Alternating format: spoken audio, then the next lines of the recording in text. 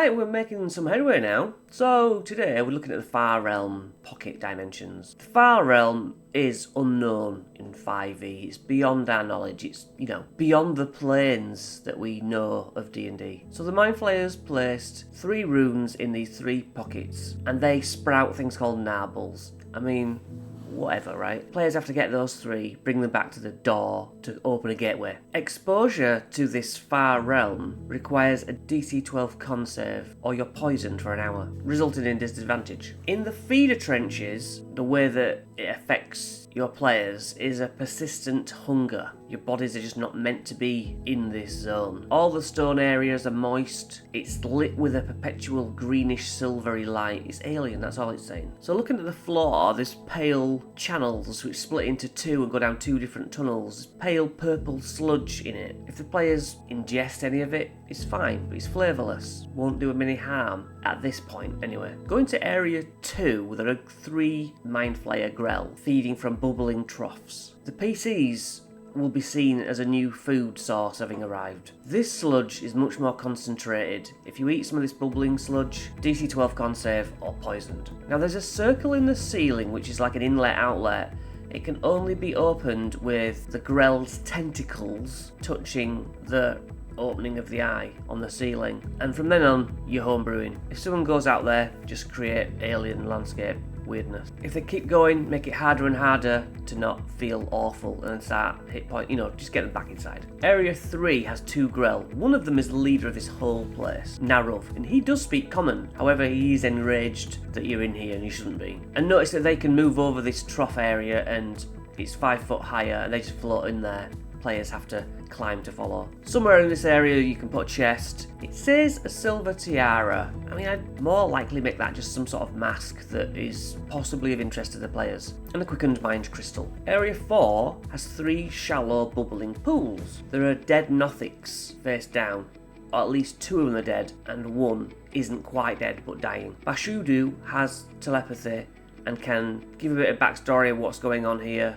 But when he dies, any Grells left notice a change eventually because the flavour's gone. Or the flavour's gone weird, and we'll come and investigate. In this room is the rune with the dangly, furry, weird thing on it, which will mindlessly chew on anything. I mean, just weird, right? Spawn Hollow. Now, from the description of how this area affects the humans or Faerunians, I don't know what they're called, but when the people go in those G-force things and their skin starts flapping, I imagine it like that all there. I like to think of it like that. All the skin's going weird all the time. And there is an area in here where it doesn't happen, but for the most part, describe some weirdness like that. Your body just reacts bizarrely. Area 1, you can see that all the walls are like warty skin. There's a T-junction which is trapped both ways they go. It's glyphs of warding using the exploding thunder damage type. If either of those are triggered, then the leader, Chalag, will cast invisibility on itself. In Area 2, even the floor is warty, and there's some kind of pit going down to a whirlpool. Now the text mentions a grey slab overlooking this pool, but the grey slab isn't here, it's in the next room. It's a red slab that is looking over this area, looking down on 12 slab tadpoles that bicker and fight with each other. They're starving. In Area 3, the leader, Chalag, may have cast invisibility on himself after the glyph of warding triggers. If not, the players will get a surprise attack on him. In an alcove, there's a vortex in the ceiling. Loads of chalk lines are joining up warts and heading towards this section, almost pointing at it for the players. It's also got some kind of black hole effect, say that it's pulling dust out of the air and stones off the ground. Everything's pointing to that area. If the players go in,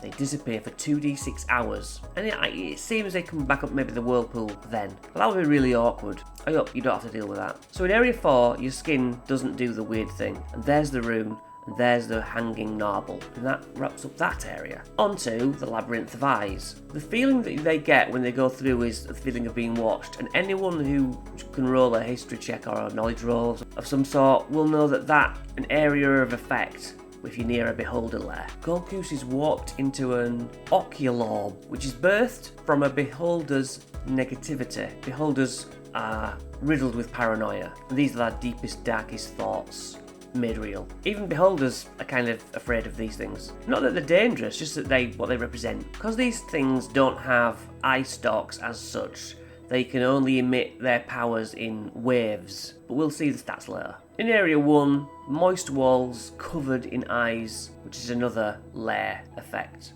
or regional effect of beholders. They can choose 2 directions. 2 leads to 10 rods. Okay, so beholders have 10 eyes, and these rods end in cups that they put an eye on. So I just spilled tea on myself then. They put their eye on, and basically the beholder saw something that disturbed him into the elder brain's psyche, smashed all of them but one. That's why the rest of the rods are jagged. You have to do a save against feeble mind if you look through, but you can see what's to be seen through there, the briny pool. Area 3, a massive stone sphere. I like this. It's got like tunnels in, which have to line up with different intersections. But around the tunnel opening is a purple circle painted, so think of it as a multi-pupil spinning eyeball which can be pushed and slid like a hamster wheel, hamster ball, with people inside, but someone on the outside has to move it around in the socket, which is all lubricated with purple ichor. So the idea is that someone goes in and gets moved around so that area 4 to 5 then line up. In 4 there's a withered corpse. It's basically a body bomb full of necrotic energy. If they loosen the leather straps on its armour, the necrotic energy kind of will seep out slowly. If they mess with the body, it does 5d8 explosive necrotic damage. In Area 5, it's just loads of glass art that's been smashed to pieces. If they make their way around to Area 6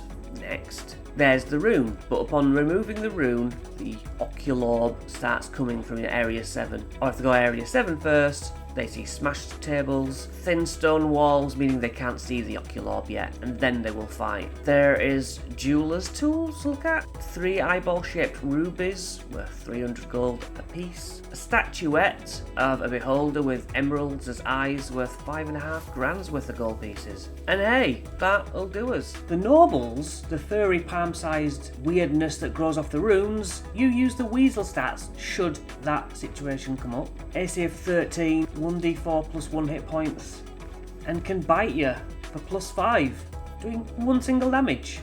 The Grell then, AC of 12, 90 health, and they only move at 10 feet along the floor. We've had this before. And then 30 feet hover, immune to lightning, already blind anyway, makes 2 tentacle attacks. On a successful tentacle attack, you're grappled and then it can beak you.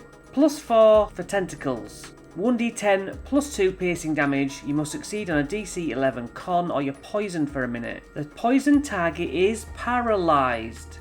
While grappled, the Grell has advantage on the attacks. So your next attack against that grappled individual is a beak plus 4, 2d4 plus 2 piercing. So it mentions the glyph of warding, and it said about the explosive damage 1. So in our instance, when triggered, the glyph erupts with magical energy, 20-foot radius. A creature takes 5d8 thunder damage in our case. The dex save, and you take half on a success. Grace Slard, AC of 18, 187 health, resistant to acid, cold, fire, lightning, thunder. Telepathic, DC 14 save, fireball, plane shift, invisibility, advantage on saves. It regains 10 health at the start of its turn, makes 3 attacks, plus 7, biting, for 1d6 plus 3, piercing. 2 claw attacks, plus 7, so that's 1d10 plus 3 for each claw. Or you can have it carrying a greatsword, plus 7 still, 2d6 plus 3. A red slard is AC 14, 143 full health, resistant to, same as the grey one, telepathic, regains 10 like before. It's only a plus 6, 8 average damage, bite or claws. The bite is plus 6, 8 average damage. The claws, again 2 of those, plus 6, 7 average. DC con save, or you're infected with a disease because a minuscule egg has been implanted inside you. Over 3 months this will burst out of the chest cavity, and you definitely need to get that sorted out by a medical professional. Feeble mind. You blast the mind of a creature that you can see within range, attempting to shatter its intellect and personality. 4d6 psychic damage and must make an intelligence saving throw. On a fail, your intelligence and charisma become 1. You Can't cast spells, activate magic items, understand the language, or communicate in any intelligible way. After every month, the creature can repeat a saving throw against this spell. Can be ended by Greater Restoration, Heal, or Wish, but it's still cool. Finally, the Oculob. AC 13, 195 health. It flies, it hovers 60 feet. Has true sight, so don't even bother trying to skewer the eyes out. Advantage on saves against spells and other magic. Has advantage on the initiative rolls, cannot be surprised. It makes 2 dreadful contact attacks, which are +5, 4d6 plus 4 psychic damage, or 6d6 plus 4 psychic damage if it's managed to frighten the target. 4 eye beams. These are not necessarily beams, these are psychic waves. +8 to hit, a range of 120 feet. 3d6 plus 4 psychic damage. That's not all. Antipathic Flood on rolling a 5 or 6 on a d6.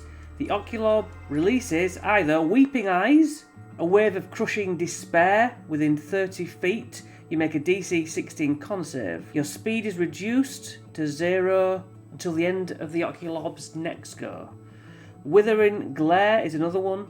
Furious Scarlet Energy in a 60-foot cone. DC 16 Wisdom save or 6d10 necrotic damage and you're frightened.